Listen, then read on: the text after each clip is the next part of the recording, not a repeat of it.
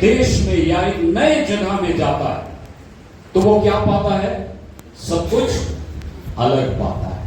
बोलचाल अलग, संस्कृति अलग, भाषा अलग, सब कुछ वो क्या पाता है? एक नए देश में अपने आप को अनजाना सा महसूस करता है और उसको वहां की बातों को सीखना पड़ता है, क्योंकि जब तक वहां की बातों को सीखेगा नहीं, उसके अनुसार जीवन नहीं बिताएगा, वहां के लोग उसको ग्रहण नहीं करेंगे। उसको अगर वहां रहना है तो वहां की बातों को सीखना है। हालेलुया। 2016 में जब मैं जर्मनी गया हुआ था, मुझको बिल्कुल अलग दुनिया लगी। वहां के लोगों का सोचना, बोलना, चालना, आचार व्यवहार सब अलग था और मुझे उन्हें सीखना पड़ा। और जितना ज्यादा मैं सीखा उतना उन लोगों के साथ मैं घुल मिल सका। मेरे प्यारों में क्यों बताऊं? आप हम सब अन्य जाति से, अन्य धर्म से प्रभु के पास आए। हालांकि हम बोलते हैं मसीहत कोई धर्म नहीं है, ये एक विश्वास है, परंतु याद रखिए पुराने धर्म और इस नए विश्वास में जमीन आसमान का अंतर है। अगर आप इसको नहीं सीखेंगे, इसके अनुसार व्यवहार नहीं करेंगे तो आप मसीही नहीं कहलाएंगे, आप जीवन भर कन्वर्ट कहलाएंगे। क्या बोलते हैं? हिंदू कन्वर्ट, है ना, अन्य धर्म से आया हुआ, धर्म बदला हुआ व्यक्ति। याद रखिए, आगे बढ़ना सर, हम कन्वर्ट होने के लिए, धर्म बदलने वाले के बनने के लिए नहीं बुलाए गए। हम क्यों बुलाए गए हैं? हम यीशु मसीह के चेले होने के लिए बुलाए गए। Hallelujah, hallelujah. हम क्यों बुलाए गए हैं? चेले होने। हम यीशु मसीह के चेले होने के लिए बुलाए गए। हालेलुया। अपने पड़ोसी से हाथ मिलाकर बोलिए, मैं कन्वर्ट नहीं, यीशु का चेला हूं। बोलिए, बोलिए, यस, कन्वर्ट नहीं, यीशु का चेला हूं। Hallelujah, hallelujah, hallelujah. मैं यीशु मसीह का चेला हूं, कोई धर्म बदलने वाला व्यक्ति नहीं हूं। और अगर मैं यीशु का चेला हूं तो किसके समान व्यवहार करूंगा? यीशु के समान। हालेलुया। ये नया विश्वास है, पुरानी बातें बदलना जरूरी है। पौलुस कहता है तो मसीह यीशु में एक नई सृष्टि हो। हालेलुया। पिछले दिनों एक पास्टर बता रहे थे, एक विश्वासी के घर गए और उसके जस्ट पड़ोस में जाकर के पूछने लगे, ये लोग कैसे? तो विश्वासियों के बारे में उन लोग क्या बोले? इनमें और हमें एक ही अंतर है, इतवार को ये चर्च जाते हैं, हम टीवी देखते हैं और बाकी सब वैसे ही है। लड़ाई ये करें, नशा ये करें, झगड़ा ये करें, बुरा ये करें। इनमें और हमें एक ही अंतर है, इतवार का अंतर। मेरे प्यारों, हम सिर्फ रविवारी मसीह होने के लिए नहीं बुलाए गए हैं। हालेलुया। हमारी बुलाहट यीशु मसीह के चेले होने के लिए। हालेलुया। और चाहे हम इतवार में रहे, सोमवार में रहे, मंगलवार में रहे, चाहे चर्च के अंदर रहे, बाहर रहे, हम यीशु के चेले हैं। हालेलुया। और यीशु के चेले बनने के लिए क्या जरूरी बातें हैं, पौलुस यहां पर लिख रहा है। हालेलुया। कृपया उसमें दीनता, पौलुस कह रहा है ये गुण होना बहुत जरूरी है, दीनता। यीशु मसीह ने भी जब वो पहाड़ी उपदेश दे रहे थे, सबसे पहली बात क्या बताए? धन्य है वे जो मन में दीन है, क्योंकि स्वर्ग का राज ऐसो है। हालेलुया। मेरे प्यारों, यदि आप और कुछ नहीं मन में दीन है तो गारंटी आप स्वर्ग जाएंगे। हालेलुया। इसलिए पौलुस कहता है तुम्हारे अंदर दीनता पाई जाए। ध्यान से सुनिए, पौलुस जब इस वचन को लिख रहा था या यीशु मसीह जब पहाड़ी उपदेश दे रहे थे, उस जमाने में दीनता कोई गुण ही नहीं था। दीन लोगों को लोग मूर्ख कहते थे, दीन लोगों को लोग डरपोक कहते थे, कायर कहते थे। दीन होना मतलब सबसे बड़ा बेवकूफ। आज भी ऐसा नहीं है क्या? हाँ? आप दीन होते हैं तो लोग आपको बेवकूफ बनाते हैं। आप दीन है इसलिए लोग आपको मूर्ख बनाते हैं, लोग आपको ठगते हैं। पिछले दिनों कोई कह रहा था, हमारे पास्टर राकेश दास बड़े भोले बाबा है ना, इनके सामने रो दो तो ये पिघल जाते हैं। यस, मैं दीन हूं, लेकिन मैं जानता हूं उसका प्रतिफल मुझे मिलेगा। हालेलुया। आप ठग लीजिए लेकिन प्रतिफल मैं पाऊंगा। हालेलुया। मैं दीन होने के लिए बुलाया गया हूं। उस जमाने में दीनता को मूर्खता कहा जाता था, लेकिन पौलुस कह रहा है इस नए विश्वास में आए हो तो कैसे बनो? आज दीन बन के देखिए, दुनिया लूटने को तैयार है, दुनिया ठगने को तैयार है ना। आपको मूर्ख और कायर कहा जाएगा, लेकिन याद रखिए मेरी बुलाहट दुनिया को खुश करने के लिए नहीं है। हालेलुया। मेरी बुलाहट दुनिया को दिखाने के लिए नहीं, उस प्रभु की बुलाहट है। दीन बनो तो तुम स्वर्ग का राज पाओगे। हालेलुया। लिखा है दीन बनो तो क्या होगा, परमेश्वर तुम्हें शिरोमणि ठहराए, सबसे ऊंचा पद देगा। हालेलुया। यही अंतर है परमेश्वर के राज और दुनिया के राज। यहां आप छोटे होंगे तभी आप वहां बड़े होंगे। पौलुस कह रहा है दीन बनो, और यीशु मसीह ने और पौलुस ने दीनता को क्या कहा, सबसे पहला गुण। अगर आप मसीह हैं तो मन में आपको नम्र और दीन होना है। Hallelujah, hallelujah. मेरे प्यारों, ये सबसे पहला गुण है। आज मैं आपको इसके बारे में दो बातें को बताऊंगा कि जो सच्ची दीनता है वो क्या है। ध्यान से सुनिए, क्या लिखा है, मसीह दीनता स्वयं के ज्ञान व आत्मालोकन से आती है। मतलब आप दीन कब बनते हैं, जब आप अपने आप को जांचते हैं। और अगर मैं अपने आप को नहीं जांचता हूं तो मैं तो अपने दुनिया का राजा हूं, मेरे से अच्छा कोई नहीं। हम इसी गफलत में, इसी अंधकार में जीवन बिताते हैं कि मुझसे अच्छा कोई नहीं। अपने आप को जांचिए, तब आप पाएंगे आप कितने दीन हैं, आप कितने कमजोर हैं। स्वयं का ज्ञान प्राप्त करना कि मैं कैसा हूं। यशाया 6 में यशाया जब प्रभु की उपस्थिति में गया, बोलता है हाय मैं नाश हुआ क्योंकि मैं अशुद्ध होठ वाला मनुष्य हूं। यशाया को पता चला कि मैं कितना कमजोर, मैं कितना पापी हूं। तब जब उसने अपने आप को प्रभु के प्रकाश में जांचा। सो मेरे प्यारों, जब हम अपने आप को नहीं जांचते हैं तो हम अपने आप को बहुत सही पाते हैं। मैं ही चैंपियन हूं, मैं अपने दुनिया का राजा हूं, लेकिन वास्तव में हमें अपने आप को जांचना है। हालेलुया। मैं हमेशा ऐसा कहता हूं और करता हूं। 24 घंटा में, ध्यान से सुनिए, एक ऐसा समय हो जब आप अपने आप को जांचें। हालेलुया। मैं कौन हूं, मैं कहां गलत हूं, मुझ में कहां पर सुधार की जरूरत है। 24 घंटे में यदि एक बार आप अपने को जांचेंगे, मैं आपको बताना चाहूंगा आपसे बड़ा दीन कोई नहीं होगा। हालेलुया। पहली चीज को बता रहा है दीनता, और दीनता कब आती है, जब हम अपने आप को जांचते हैं। दूसरी बात दीनता, दूसरी बात पिछले स्लाइड में जाइए, वहां क्या लिखा है, मसीह दीनता तब आती है जब आप अपने आप को परमेश्वर के प्रकाश में जांचते हैं। हालेलुया। कब आप दीन बनते हैं, जब आप अपनी तुलना यीशु मसीह से करते हैं। हालेलुया। क्यों, उसके छोड़ कोई भी सिद्ध नहीं है। बाकी जितने लोग हैं असिद्ध हैं, उनमें कमजोरी है। उनको अगर आप मानेंगे, उनके प्रकाश में चलेंगे, आप असफल हो जाएंगे। ध्यान से सुनिए, मैं बाइबल का टीचर हूं। बाइबल का एक व्यक्ति का नाम बताइए, मैं उसकी गलती बताऊंगा। मूसा, पौलुस, ये सारे लोग बड़े बड़े प्रभु के दास थे, लेकिन उनके जीवन में भी गलती थी, क्योंकि वो मनुष्य थे। इसलिए मेरे प्यारों, परमेश्वर का वचन हमको सिखाता है यदि जांचना है तो परमेश्वर के प्रकाश में अपने आप को जांचो। हालेलुया। क्योंकि वो सर्व सिद्ध है, और उसके सामने जांचोगे तो आप यशाया के समान कहोगे, मैं अशुद्ध होठ वाला मनुष्य हूं। हालेलुया। लेकिन प्राय मेरे प्यारों, हमारे साथ प्रॉब्लम क्या है, हम गलत लोगों के साथ अपनी जांच करते हैं।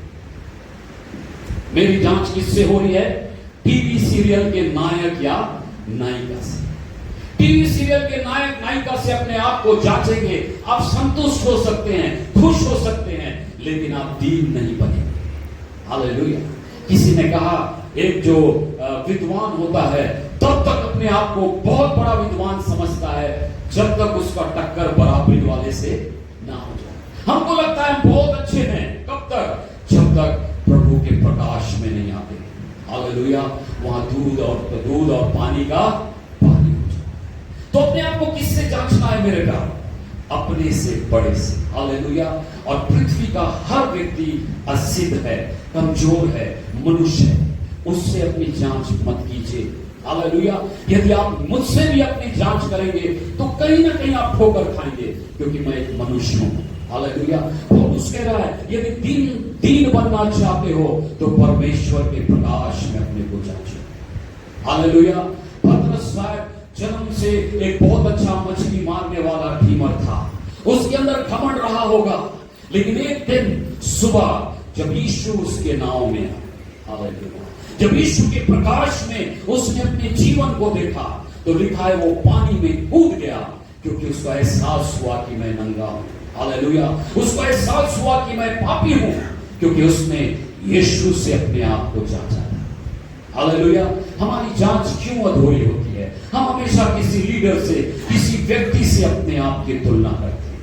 पौलुस सिखा रहा है सच्ची दीनता कब आएगी? जब आप, हालेलुया, उस सर्वसिद्ध परमेश्वर के प्रकाश में आएंगे। आप कहेंगे मैं तो कुछ भी नहीं प्रभु, मैं तेरे बिन कुछ भी नहीं। हालेलुया। आप कभी संतुष्ट नहीं होंगे, आपके अंदर घमंड की कोई जगह नहीं होगी, क्योंकि परमेश्वर का प्रकाश आपके घमंड को चूर चूर कर देगा। हालेलुया। पहली बात मसीह दीनता, सबसे बड़ा गुण। दूसरी बात जल्दी से हम सीखेंगे क्या है? यस, बाइबल में देखिए नम्रता। बस दूसरा विषय पौलुस कह रहा है,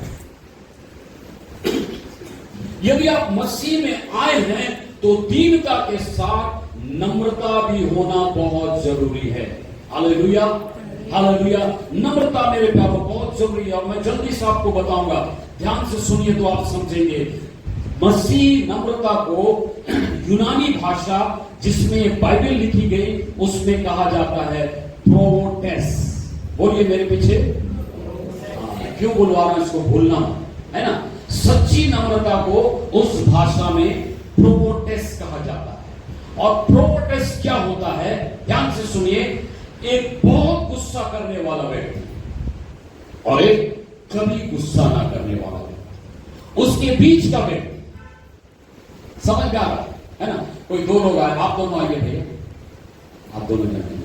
सुखन है यहाँ पे, सुखन का है, कोई बात नहीं, वो पढ़ा आता है, ठीक है। दोनों यहां पर खड़े हो जाइए, और मथुरा भाई आप भी आ जाइए, तो हम अच्छे से थोड़ा दूर है ना।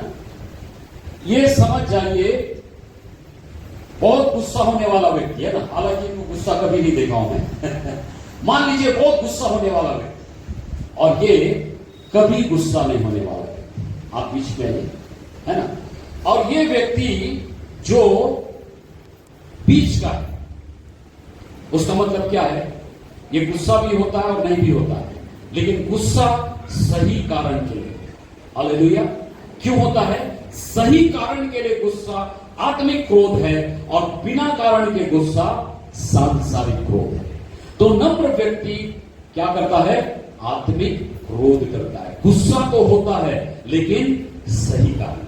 हालेलुया। इसको मैं कभी गुस्सा नहीं देखा हूं, ऐसा नहीं, इसके लिए ताली बजाइए ठीक है। सो समझ गए नम्र कौन है? इसके और इसके बीच का व्यक्ति। बैठे, थैंक यू। आप ध्यान दीजिए, नम्र कौन है? जो गुस्सा होता है लेकिन सही कारण। अब अपने जीवन को जांचिए, मैं कब गुस्सा होता हूं? आप पाएंगे प्रायः हम गलत कारण से गुस्सा होते हैं, सांसारिक कारण से गुस्सा होते हैं, इसलिए हम नम्र नहीं होते। कोई मुझे गाली दे, मुझे गुस्सा आता है। कोई मेरे अहम को, घमंड को ठेस पहुंचाए, मुझे गुस्सा आता है। ये सांसारिक क्रोध है। क्या क्रोध है? सांसारिक। लेकिन सही बात के लिए गुस्सा का मतलब क्या है? भारती की बेटी अगर गलती करे, वो उसको एक झापड़ मारती या सुधारती, वो आत्मिक है या सांसारिक क्रोध है? आत्मिक क्रोध है। अपने बच्चे को सुधारना। हालेलुया। ठीक है, ध्यान दीजिए। हमें क्रोधित कब होना है? यीशु मसीह हमारा आदर्श है। यीशु मसीह कभी गुस्सा नहीं हुआ। एक बार तो कोड़ा उठा के मारा, इतना गुस्सा। लेकिन क्यों गुस्सा हुआ? इसलिए कि उसको लोग छेड़ रहे थे, उसके अहम को ठेस पहुंचा रहे? नहीं, मेरे पिता के घर को तुमने डाकुओं की खो बना दिया है। हालेलुया। जब चर्च में गड़बड़ी हो तो आपके अंदर क्रोध आना चाहिए। हालेलुया। क्योंकि ये यीशु मसीह की दुल्हन है, ये प्रभु की कलीसिया है। यहां पर गड़बड़ी हो, आपके अंदर गुस्सा आना चाहिए। ये आत्मिक क्रोध है। हालेलुया। जब झूठी शिक्षाएं फैलती हैं, आपके अंदर आत्मिक क्रोध आना चाहिए। जब चर्च में लोग गड़बड़ी करते हैं, आपके अंदर क्रोध आना चाहिए। हालेलुया।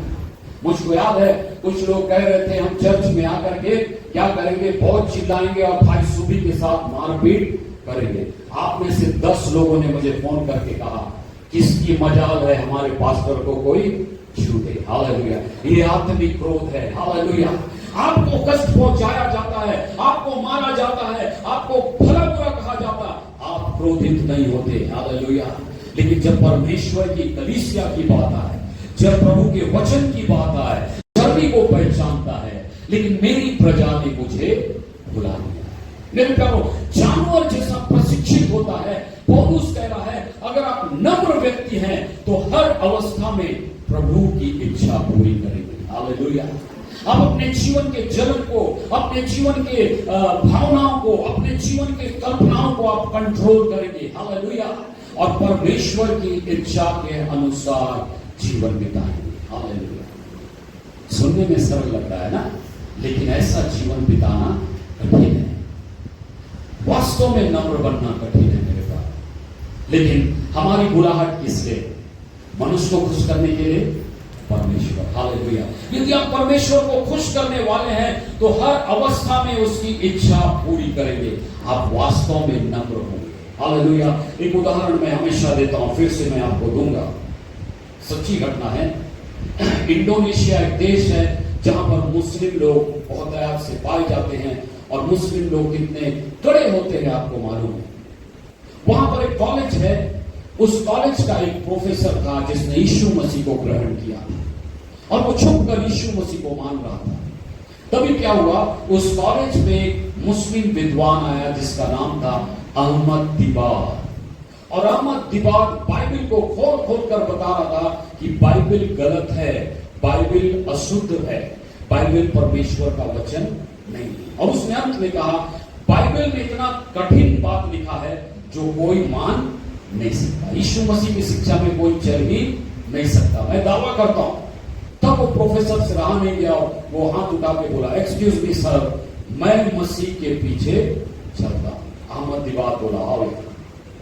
स्टेज पे जैसे वो आया, अहमद दिबार ने जोर से झापड़ उसके गाल में मारा और कहा तेरे यीशु ने कहा है दूसरा गाल भी। बहुत दर्द हो रहा था लेकिन इसने दूसरा गाल भी फेर दिया। उसने फिर जोर से झापड़ मारा। फिर उसने कहा यीशु ने कहा है यदि तेरे पास दो कुर्ता है तो एक शर्ट उतार के दे दे। उसने शर्ट, उसने कहा यदि तू यीशु का सच्चा चेला है तो अपना पेट उतार कर भी दे दे। उसने पेट उतार कर भी दे दिया। और वो प्रभु का जन रोते हुए अपने कमरे में गया और रो रो कर दुआ करने लगा। 5 मिनट के बाद मेरे प्यारों उसका दरवाजा कोई खटखटाता है और जब वो खोलता है तो क्या देखता है, उसके 60 स्टूडेंट, 60 मुस्लिम छात्र आकर वहां घुटने टेक देते और कहते हैं सर यदि आपका खुदा सच्चा नहीं होता तो ये सब कुछ आप सह नहीं सकते। हम भी उस यीशु को ग्रहण करना चाहते हैं। हालेलुया। 60 लोगों ने यीशु मसीह को ग्रहण किया। हालेलुया। दुनिया किसको ढूंढ रही है मेरे प्यारे?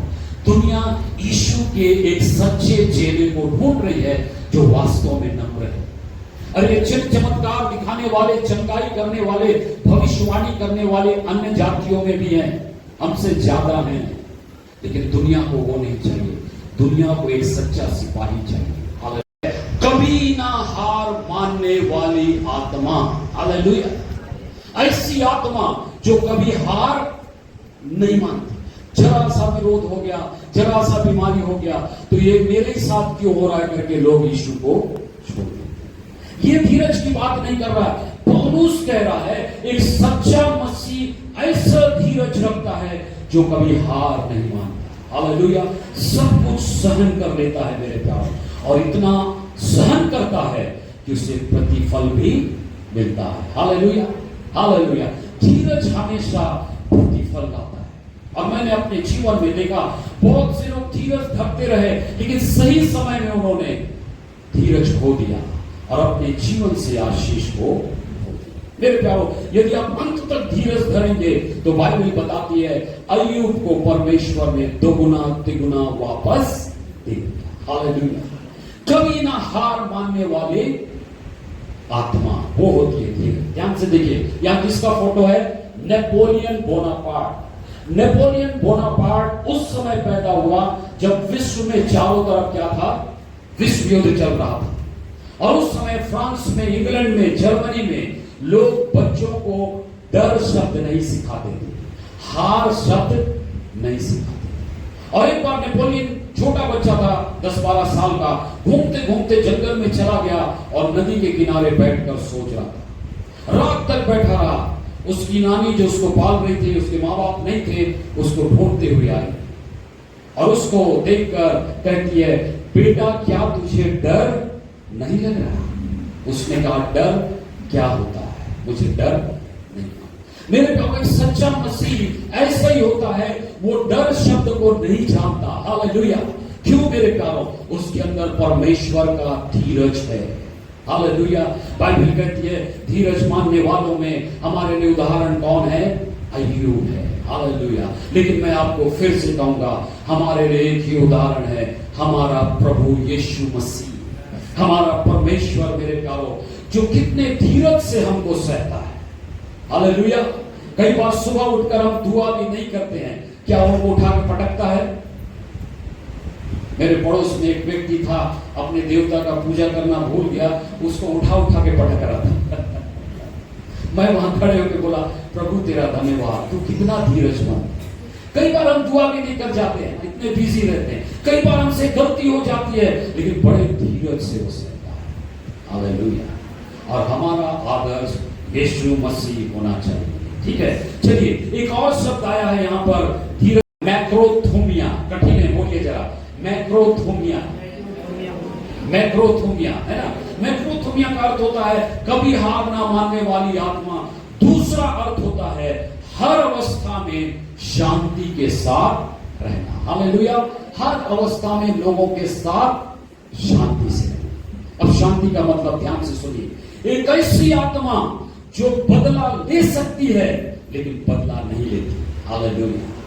वो है परमेश्वर का धीरज। प्राय हम बदला किससे लेते हैं? कमजोर लोगों से, है ना। चर्च में कोई बोल दिया तो उसका हम खाट खड़ी कर देंगे, है ना, क्योंकि वो कमजोर है, विश्वासी।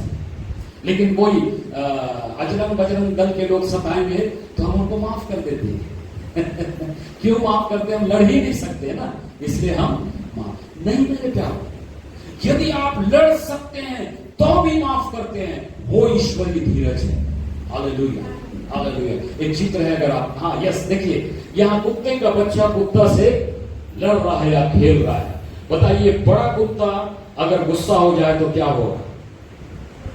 उसका कचूमर निकाल देगा, है ना, वो वहां नहीं रहेगा। लेकिन ये एक कुतिया है, अपने बच्चे से खेल रही है, वो काट रहा है तो भी उसको कुछ नहीं कर रही।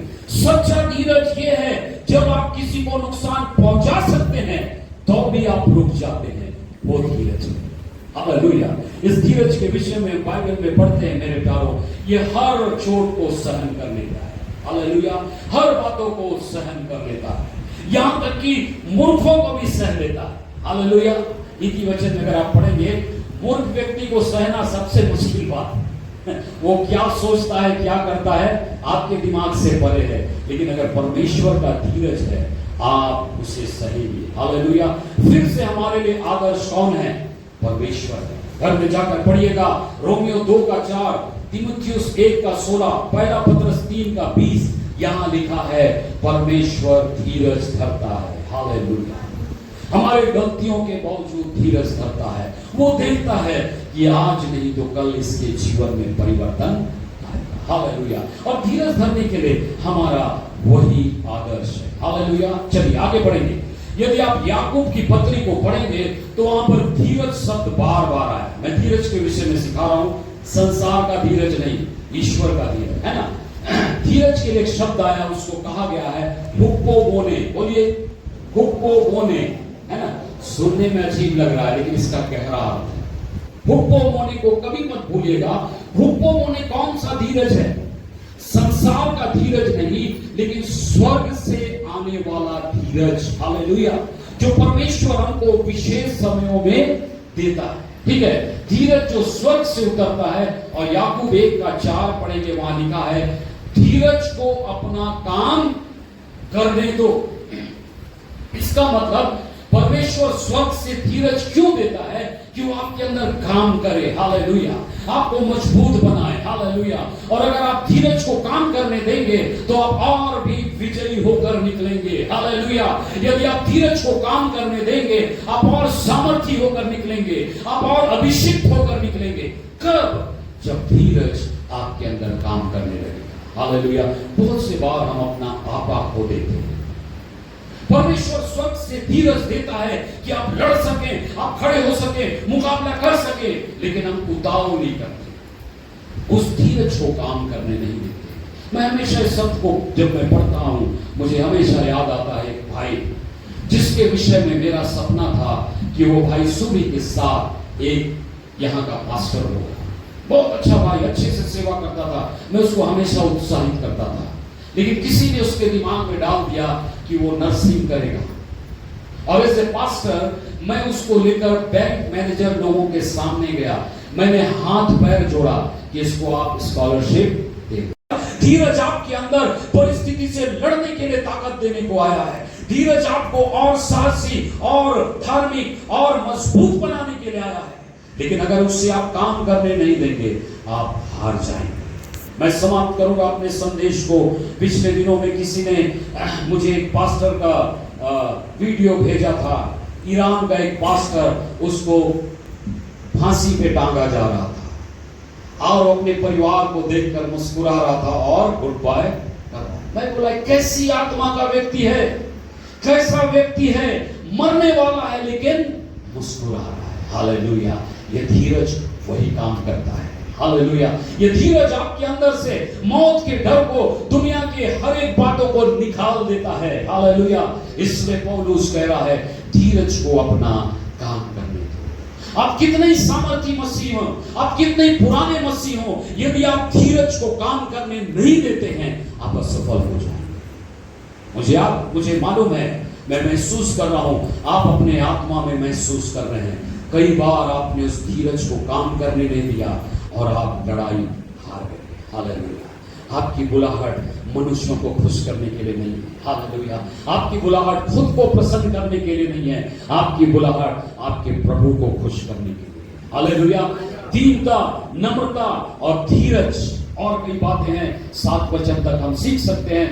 प्रभु अनुग्रह करे, कभी मैं आपको सिखाऊंगा। लेकिन याद रखिए 3 प्रमुख बातें हैं, हालेलुया। दीनता, नम्रता और धीरज, हालेलुया। आइए अपने स्थानों पर खड़े हो जाए।